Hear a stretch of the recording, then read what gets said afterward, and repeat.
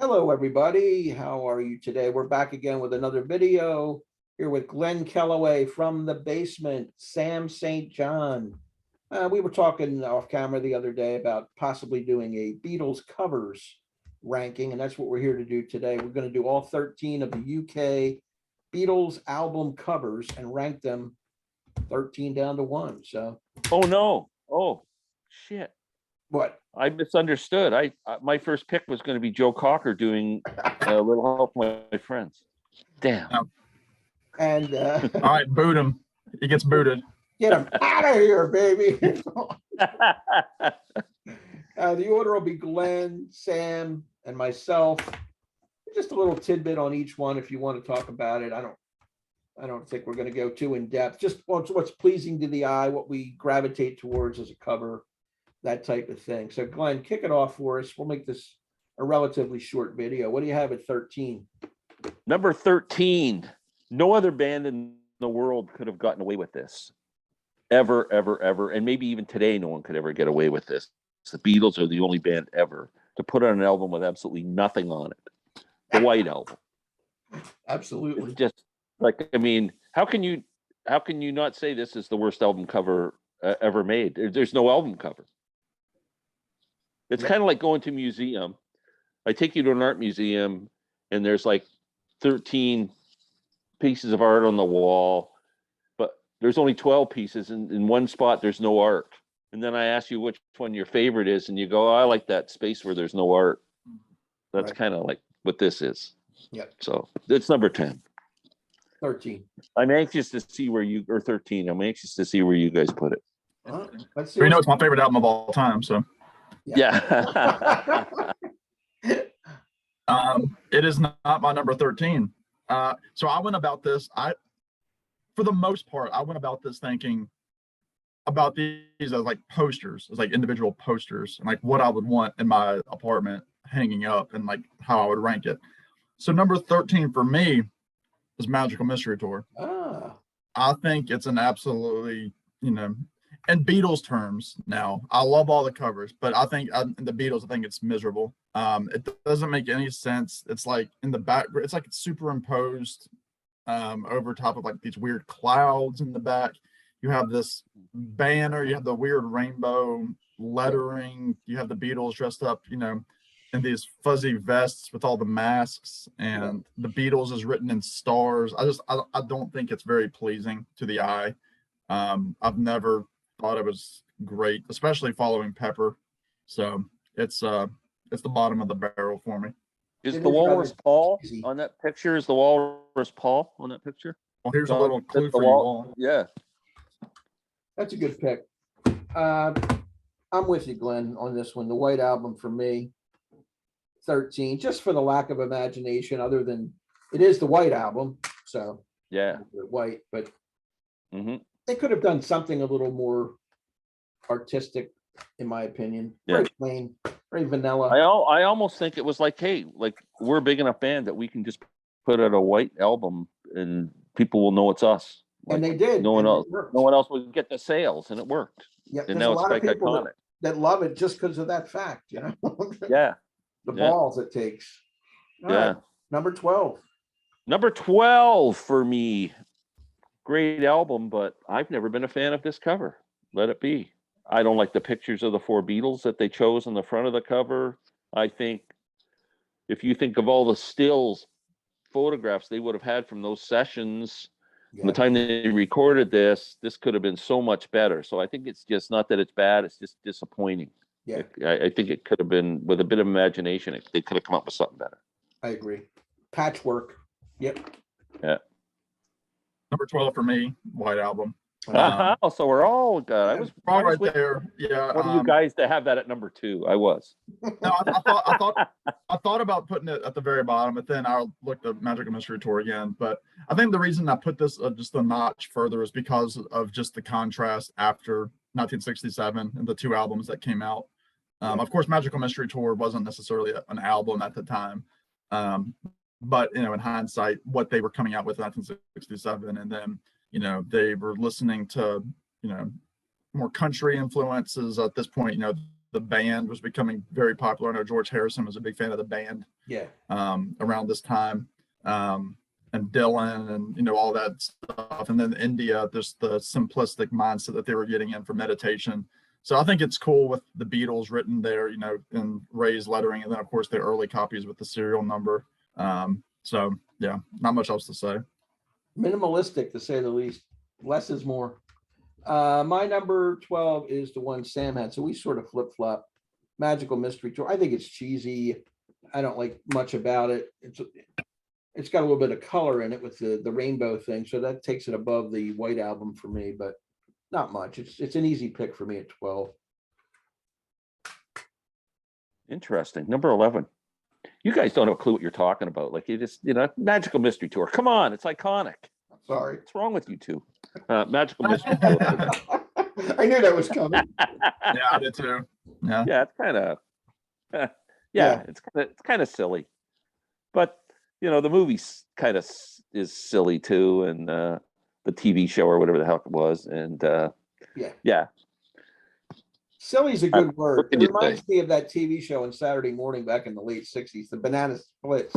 They had a show called the Banana Splits, and that's what these guys look like. These Yeah, kind of. Yeah, Very campy. yeah. Campy's good, yeah. 13. So this is 11, right? Yep. For me, it's the one that we decided to put in at the last minute. Yellow Submarine. Half songs, half soundtrack by George Martin, and then out of the songs, 4 of them are new. So it's not a traditional album. I still don't consider it an album in the canon.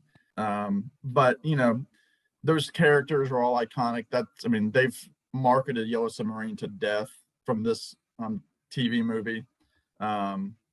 It's cool. It's 60s, very, very, simplistic artwork, but as an album cover, it's kind of just all over the place. So It was actually a major motion picture at the theater. It wasn't a TV movie. that's what I was thinking. Magical Mystery Tour Yeah. on Christmas. Ditto. It's got that Peter Max kind of artwork. It's not Peter Max, I know, but it's that style. It almost looks like definitely cartoonish. I don't hate it, but it doesn't match up. They have I would say 9 really strong album covers out of the 13, and this is not one of them. So number 11 for me. Okay, now we're up to the top 10. Yep. My number 10 is Help. I don't know. It's just, there's not much there, really. It's fine. But again, they probably could have come up with something a little more ingenious. Yeah. But so it's just kind of boring, I think. I have no argument. Yeah. It's almost as boring as my description of it. Womp womp. Yeah.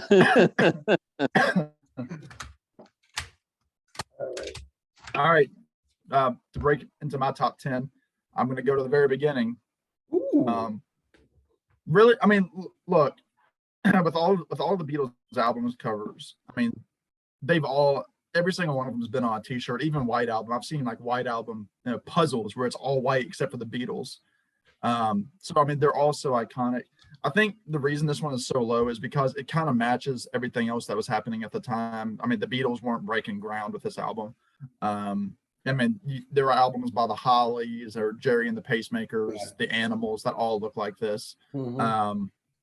Just the 4 guys either standing with their suits posed in a studio or standing on the street, whatever. I think what makes this album cover better is when they went back and reshot it in 1969, and which ended up being the blue and the red album covers.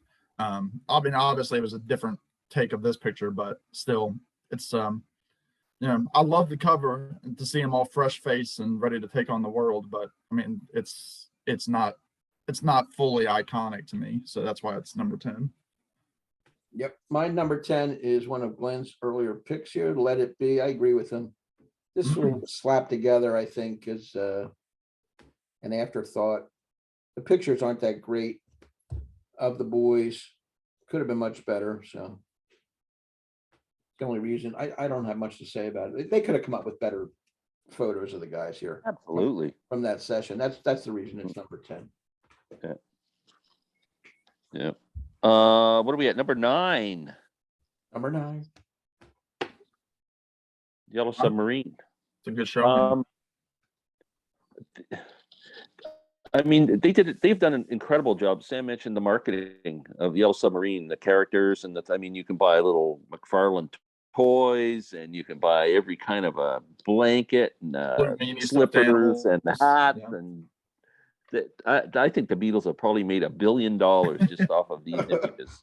No question. More so than any other of their images.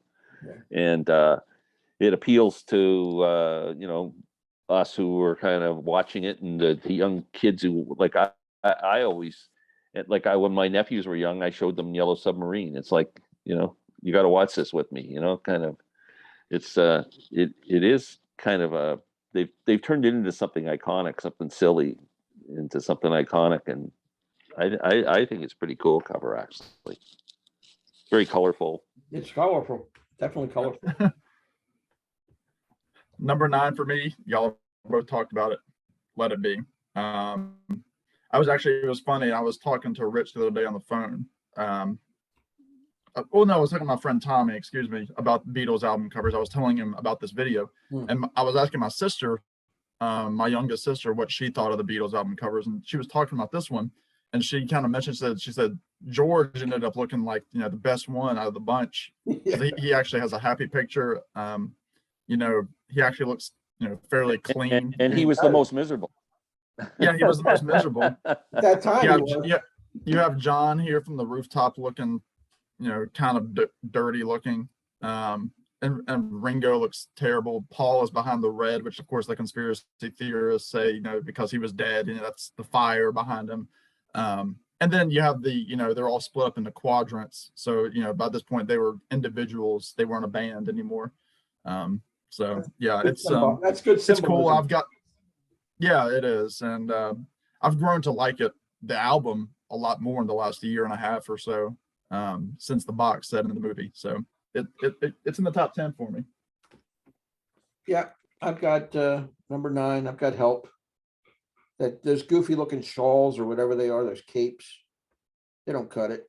So I guess they're spelling out help. That's the idea there. It's the idea, but they actually aren't. They're using. I don't know what the hell they're spelling. They're using naval, I think, symbols. Yeah, right. Maybe. Yeah. But it's not. They didn't spell help. It's the funny part of it.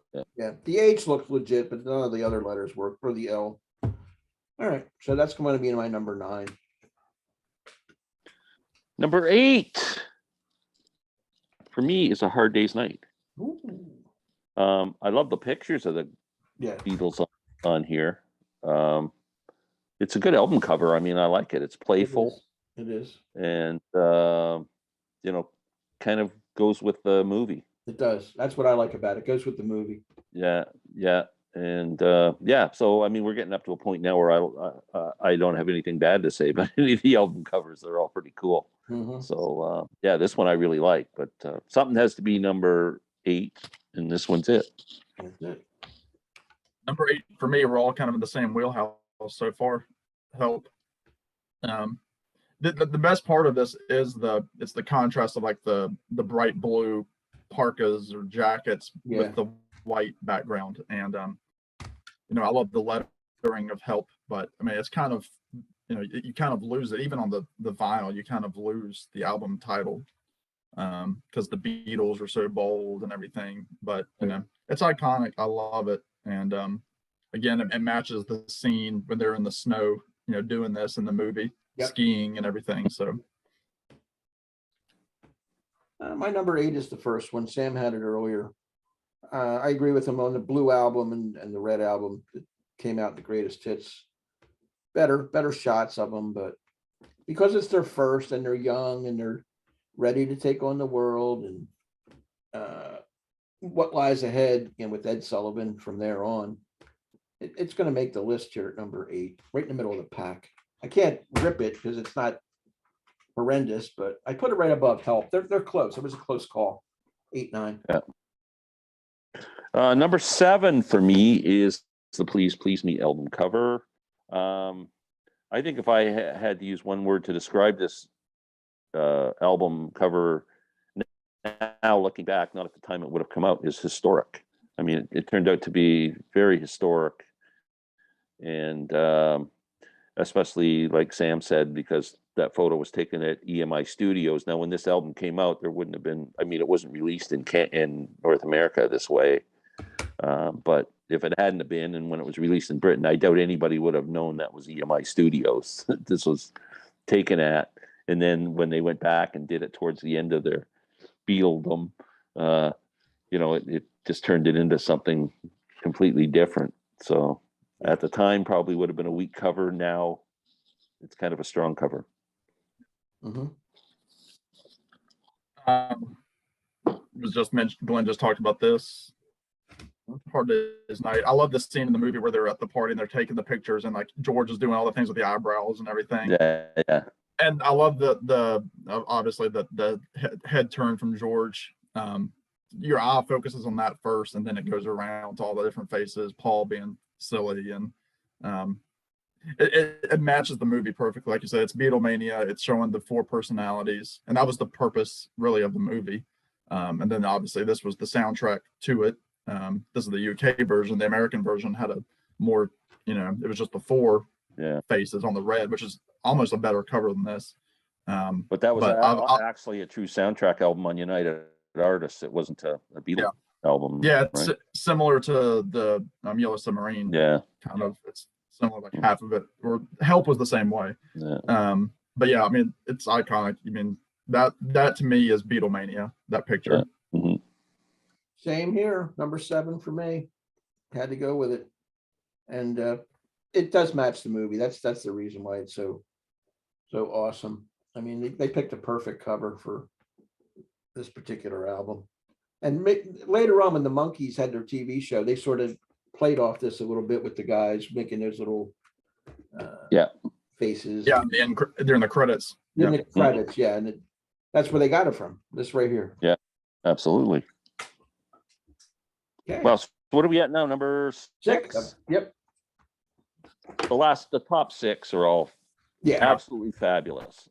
I love them all. I'm not going to be able to say anything bad about any of them. They're all incredible as far as I'm concerned. I hang any of them on my wall quite happily. Number 6 would be Beatles for Sale. Yeah. I think this was when they sent the message out that they're not the happy little mop tops that everybody thinks they are. They're getting tired, and that all that screaming and yelling and people chasing them all over the time and pulling their hair and doing whatever else is starting to wear. Yep. And you can see it in this album cover, I think. Yep. And I almost think they were sending that message with this cover. Yep. But I love the photo of the guys on this. I love it that they're not smiling and they look all serious and kind of just a bit worn out. I think it's just a fabulous picture. Yep. Love this cover. It's a great one. Yeah, to echo Glenn for top 6, and I had to juggle these. Now this one, I guess this is like the first big, I don't know, shock, or I mean, a lot of people say this is the best cover, and I can't argue with them at all. I think, I know Glenn holds it in high regard. Revolver, maybe because it isn't the Beatles, and it's the line drawings by Klaus Vormann, with all, of course, the collage and everything. It's iconic, and this might be different when the box set comes out. It might move up in my rankings. I don't know, but I remember looking at this as a kid, and seeing like, oh, George has real, like 3 of them have real eyes, but John's eyes, look like they were actually drawn in there. They're not real eyes. Or George has real lips and the rest of them don't. Just all sorts of little things that you find. I mean, obviously you have Klaus Vormann over here, with a tiny little portrait of himself on the cover. So all sorts of just fun things to look at. And black and white. Again, it's that black and white, and then obviously the next album would burst into color. So it's kind of symbolic of that, the mop tops going into their psychedelic phase. So good one. My number 6 is what Glenn's was here, Beatles for Sale. I really like this cover a lot. They do look like they had about 5 all-nighters in a row, completely tired, don't want to go to the photo shoot. They're showing their displeasure in the picture. They're just like, they're going through the motions, but it's understandable. They were touring heavily, I guess, right before this, and just sort of wrung Touring out. touring studio. That was Right. it. So it's Yeah. understandable why. So it came out well, though. You got to say. Yeah. Number 6. Excellent. Number 5, you guys are not going to like me for this one. I think this will be the one when everybody goes, so he doesn't know what the It's fuck too he's late talking for about. that. Use my Yeah. language. Oh, I knew it. I mean, like I said, all the top 5, they're all Yeah. like just genius covers. I mean, what can you say about this? People fly from all over the world to walk across this crosswalk, and it's just, I mean, it's just an incredible. It turned out to be such an incredible cover, they did this kind of just, let's go outside and take a picture walking across the road, and just turned out, to be so iconic. But yeah, it's a fabulous cover. But hey, something's got to be number 5, and I like 4 others better. There you go. So shoot me. well, you can like 4 others better, but they're still.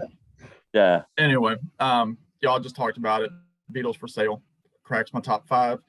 As an album itself, this one is very, very high up for me. I mean, I've got this past, some of the later masterpieces that people love because it holds a lot of sentimental value. I remember, where I was when I bought it, and I took it with me to the beach that year as a young high schooler, and I just remember listening to this on my iPod over and over and over again. Obviously, I mean, everybody knows the story. They're between movies. They're in the middle of the tour. This album is covered in covers, but it's got that autumn feel to it in the background. They rushed to get this out for Christmas, the Christmas market. So all sorts of backstories to the cover, but I think it's great. Even George's like radish shaped head. They call it his radish phase, but I like the scarf on Ringo. It's all so cool. It's a fantastic cover. I love it to death. It is. Number 5 for me is Revolver. I love the psychedelic. Black and white doesn't bother me. It's cool with the lines and the 4 faces on the corners and the little nuanced stuff in the middle. I enjoy it.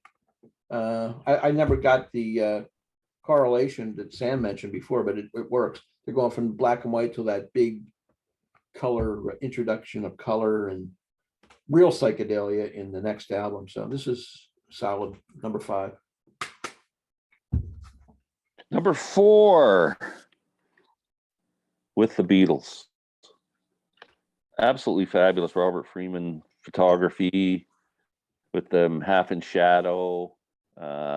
Just incredible, just dynamic cover as far as I'm concerned. And it really has a soft spot for me and probably a lot of people in North America. This was really the first, the album we got was in Canada was called Beetlemania, Meet the Beatles, this cover. Yep. And you guys had Meet the Beatles. We had the one called Beetlemania. Okay. And but with the same cover. So this was, when it came out in '64, this was the first one I bought. And it was the first album released. And the cover, that's the first image that I saw them on record was this. So it has a special place in my heart. And I just think the photography is outstanding. So cool. Yeah. Look at just like when you just look at it, their faces just pop. And then half in darkness. It's brilliant. It is. Number 4 for me, nobody's mentioned it yet. Rubber Soul. Fantastic cover. You can definitely tell how, to talk about the Monkees, how More of the Monkees was inspired by this cover. They're in their J. Crew and they're looking down at the camera, with the leaves behind them and everything. And obviously there was the weird glitch in the camera that kind of elongated the faces. And they said, that's the cover. Let's do it. You've got, the type is starting to go into the 60s, embracing the counterculture. It's kind of shaped like a heart. And obviously this font was used all through, the end of the decade for different other projects by other bands and everything. Just fantastic. Again, kind of matches the style of the album. They're not dressed, in and their suits, they're kind of more casual, which kind of matches the music with, you know, the acoustic nature of it, the songwriters. So I love it. Again, they're not smiling. What can you say? It's fantastic. I love it. I love the green nature of it and the orange lettering. I don't have the orange lettering on mine, but it's my number 4 also. I have a sort of a brownish. Yeah. But I love it for It everything. varies based on the pressing. Yeah, the angle, the out of focus a little bit. They look high as a kite, their faces. They look like they've been smoking some serious weed there to me. So it fits the time. I love these transition albums, the ones Help and Rubber Soul, where they're on their way to writing better songs. And I love the haircuts too. What can I say? I had my haircut like that for years when I was young. So definitely, this is my favorite Beatles album musically, but my 4th favorite cover. Cool. Now we're down to what? 3? We're in 3. top 3. Okay, I'm going with Revolver. This was almost up. I'll tell you, the top 3 for me. I was going, geez, this could have been number 1. Like, it was just at the last minute. I was kind of, which one's going to be number 1? Because I love them all. Klaus Foreman just did an incredible job on this. The drawings, It is awesome. the collages, it's awesome. I would love a lithograph of this to put on my wall. I think it would just be outstanding. If I could ever found one, I would buy it if I could afford it. And just amazing cover. It could be number 1. All the 3 I'm going to mention here are all tied for number 1 as far as I'm concerned. But you won't let me do that, so I had to make it number 3. No. All right. Well, Glenn has already shocked Rich and I. But again, like he said, the top 3. I mean, it's just, you know, closing your eyes and pointing, really. Number 3 for me. Ooh. Pepper. Coronary. Let's get the health emergencies out of the way. I mean, you know, iconic in every which way. It's still iconic. You still find something new. You look at each individual face. You look inside the pamphlet that comes with it to, you know, like the paint by number looking sketch that they have to label the people in the photograph. It's the Beatles. It's their new era for the next, you know, year in 1967. Which again, it's incredible how they went from this to the White Album in only a year. Completely different music. And I mean, you know, what can you say? Everybody that's anybody knows what this is. Even if they don't know a single song on it, they know it's the Beatles. So my 3 is with the Beatles. I love the black and white photography and the shadows as well. The same haircuts. And like Glenn said, this was the first introduction. Meet the Beatles, the American version, and the bubblegum cards that came out around this time were a lot of these kind of photos of boys. So it's just a piece of nostalgia, and they did a really great job on this one. So I'm going to put it at number 3. Number 2 for me, Rubber Soul. I agree with Rick. This is my favorite image of the Beatles. This is the way I like of all their styles and everything. This is the Beatles to me. 65, 66. Yeah. Into just before 67. I like all the looks, but this is definitely my favorite. Like I said, they're not smiling on here. They look very natural, not dressed up or really posing in any particular way. And from what I understand, when they were trying to decide which photo to use for the album cover, they had all the what do you call negatives. We're all on top like a color thing, so they could would bring them up. And when the guy laid them down, the one smeared and made the faces a bit elongated, and they went, let's go with that. Like, it was total fluky that they ended up with this cover. And it's amazing. I just love it. So John and Ringo looked particularly stoned to me. John and Ringo looked like they're smoked up. Yeah. I would have. Yeah, you're probably right. Those two. I would have. Yeah, they do. I struggled almost to make this number 1. Like, it was really close. I just absolutely love it. Yep. All right, number 2. My first question is, who knew Ringo was so short? I mean, I don't know. I can't answer that one. No, this matches like that whole era of 60s like filmmaking, even like the Ingmar Bergman era of Yeah. filmmaking that was so inspirational to like Woody Allen. Very, very Euro, where you had those weird 60s movies where people were just looking off, and then like it would just cut to a scene of them just staring at each other, emotionally, and it matches that era. Yep.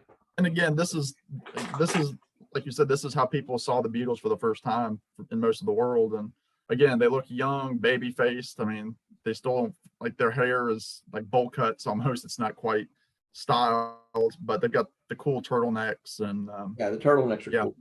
Again, it just matches what people were seeing, before they were on Ed Sullivan, black and white, young Beatles. Like, they still had the fire. They still had a lot of the songs on here were still from the Cavern Club days, that they were still getting through that repertoire before they were really becoming serious about songwriting. So You just mentioned it's something interesting. We first knew of the Beatles in black and white. They weren't in color on Ed Sullivan. They weren't color. they were this. They were black and white. Yeah. Most everybody On the had album black and on white- television. Most everybody had black and white TVs in those days too. You have to remember that. I don't even know if Ed Sullivan show was even broadcast in color. I don't think it was. Or probably not. I think so. And magazines, I mean, they weren't in Teeny Bop magazines, and most of them were black and white. Yeah. Yeah, exactly. So Yeah, we saw the Beatles were black and white to us. Yeah. very cool. My number 2 is Sergeant Pepper. Close call. It's hard not to put this one, but I just love all the pop culture people behind me. You got Marilyn Monroe in there, and is it Einstein too? They have a bunch of people in there. Dylan maybe, and Dave Grohl is back there.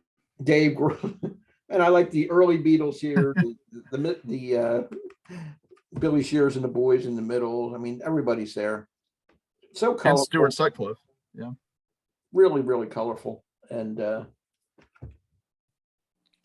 symbolic of what was going on. I like this wreath stuff here with the flowers, and it's just eye-catching. So that's number 2. Easy. It's my number 1. I mean, Yeah, how can it not be? It has to be. think of that when it came out, like how mind-blowing that cover was. Yeah. I mean, it's incredible. And all the people on here. I was trying to think. I was looking for Leo Gorcey on the cover. Isn't he the guy who would refuse to let his image be on it? Am I wrong about that? There were a couple of people that were painted over for that. Brando, I think Brando's on there too, isn't he? Marlon Brando. Brando's on Brando's there. on. From like WC Streetcar. Fields. But I cannot find Leo Gorcey's, and I get the feeling he was on there, and they had to get rid of him. They wouldn't allow him on. Really cool. It's just amazing cover. Yeah, even the gatefold and everything about this whole cover is just incredible. I think the first rock album with lyrics on Lyrics, yeah. it. Yeah, just again, iconic. And they picked the right color for the back. That orange sort of pops, Yeah. Like, Yeah. what if it were blue or green? It wouldn't work. That wouldn't be No. Sgt. Pepper. They picked the right color. The artistic direction was right on point. Yeah. Well, number 1, I mean, favorite Beatles album, and I was trying hard to say, I've got to separate the album from the music, and in the end, you can't, because the cover goes so well with everything on there. I mean, and just as a cover, I mean, the cover, is a lot of the reason why people buy an album, especially back then, where you couldn't stream it or anything. Mhm. So that looks cool. And I guess it's the only Beatles album that didn't have any information on the front cover. I mean, even the White Album said Beatles on it. Yeah. So you had to look at the actual, binding on the side of the spine. And I mean, I've been there. I've done the tourist walk. I've got it in my apartment. Glenn's seen it. I mean, what can you say? It's perfect. And with the blue and the green and the white, and then the Beatles are all in 4 different types of outfits.